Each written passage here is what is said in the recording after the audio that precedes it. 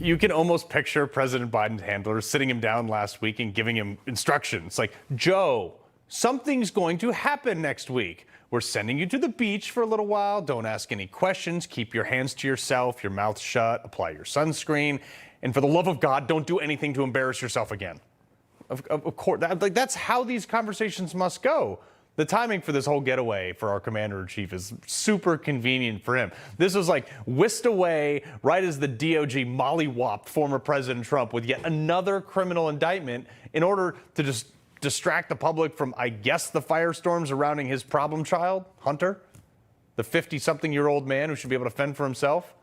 A Republican operative made the following remarks recently saying, quote, Biden should not say one word on this. The second he does, he politicizes the DOJ investigation. And that's exactly what is happening. For all intents and purposes, Biden is essentially in witness protection right now. He's as far away from reporters and cameras and microphones as he could possibly be, while the government officials, they're just doing all the dirty work. He's not even running the show. Well, joining me now, someone who does run the show down in Florida, Congressman Matt Gaetz, freelance Newsmax primetime host, sir. All right, appreciate you joining me. I'm sitting here listening to this, like, can you imagine the conversation they had when they were like, just get out of the White House? Yeah, let's hope that Joe Biden doesn't find his way onto a bicycle anywhere. The question isn't what Joe Biden's doing. We already have observed that. The real question is, what will House Republicans do? And Carl, I want to discuss that first. Yep. House Republicans should immediately demand that Jack Smith present himself for a transcribed interview before the Judiciary Committee in the next 15 days. If he does not do that, we should send a subpoena. If he ignores the subpoena, we should hold him in criminal contempt of the Congress so that he is the first prosecutor in American history to be prosecuting a case while himself under criminal contempt. And if Merrick Garland doesn't enforce that criminal contempt, then we ought to impeach Merrick Garland. And by the way, while we're doing all of that, to showcase how political and indeed dirty this has all become, we can utilize congressional immunities to immunize President Trump. 18 U.S.C. 6002 subpart 3 gives any committee or subcommittee of the Congress the ability to subpoena a witness, bring them in, and functionally immunize them. And if we are not going to stand up for Congress's equities when it comes to election interference, when it comes to misuse of the DOJ, this is all an effort to try to distract us from the very real crimes committed by Hunter and Joe Biden.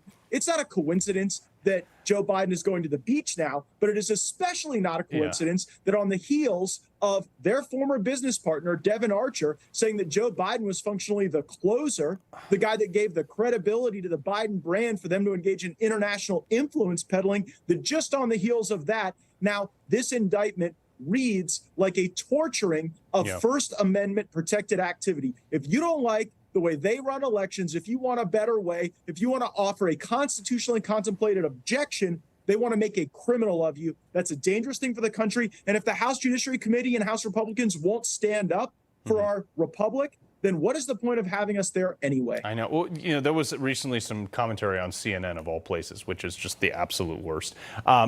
Check out what this one person said comparing the indictment of President Trump to this. Take a look. Oh, so, all right, we don't have that. But so it says, you know, like a CNN, basically law enforcement said, you know, Congressman, oh, we have it? Okay, cool, play it. I told him how proud I felt to be an American at that moment, much in the way that I did when I learned that our military had killed Osama bin Laden. Osama bin Laden was a terrorist who committed a horrific act against American people and against our republic.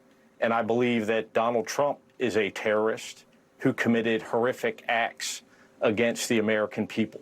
I wonder what he liked or hated the most about Trump. Was it the no wars, low gas prices, lower tax? What was it?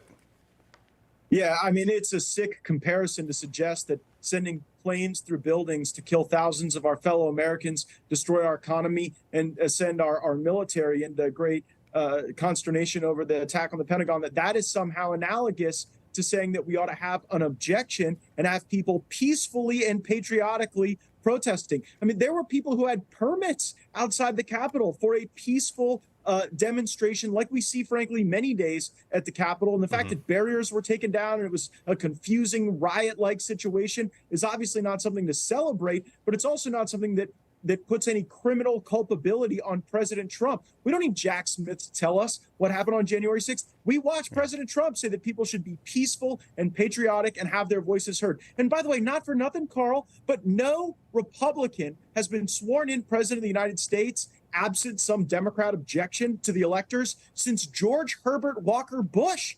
These people were objecting to George W.'s elections. Where was the criminal indictment for Jim McGovern when he objected, or Sheila Jackson Lee, or Jamie Raskin? Of course, we would never do that to them because the Constitution contemplates a process by which we can have this debate. No less than Mike Pence, who, by the way, today appears to be quite interested in the subject, even said that we need to have the debate. And that's what we were preparing for. Marjorie Taylor Greene and myself, my colleagues, we were not there to try to foment some riot. We were there to put on evidence, have a debate, have a discussion, have a vote, and then very likely we knew Joe Biden was going to be the president of the United States. So they are taking First Amendment activity and they're trying to make it criminal, and that should frighten every American. It should. You mentioned debate and Mike Pence, and they might not go in the same sentence because he hasn't qualified. Congressman, we appreciate your time. See you, Carl. All right.